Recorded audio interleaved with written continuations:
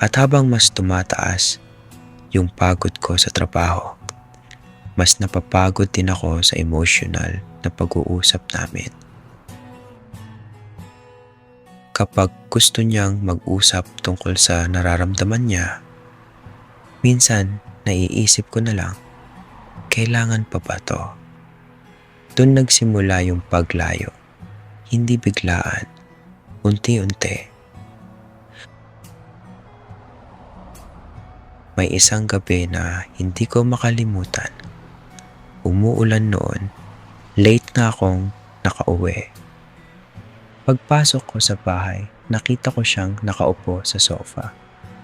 Tahimik, may hawak na tasa ng kape. Tumingin siya sa akin, ngumiti, pero halatang may iniisip. Pwede ba tayong mag-usap sandali? Sabi niya. Sa totoo lang, wala naman siyang hinihingi na malaki. Gusto niya lang magkwento. Gusto niya lang maramdaman na nandun ako. Pero ang sagot ko lang, hindi ba pwedeng maging simple na lang?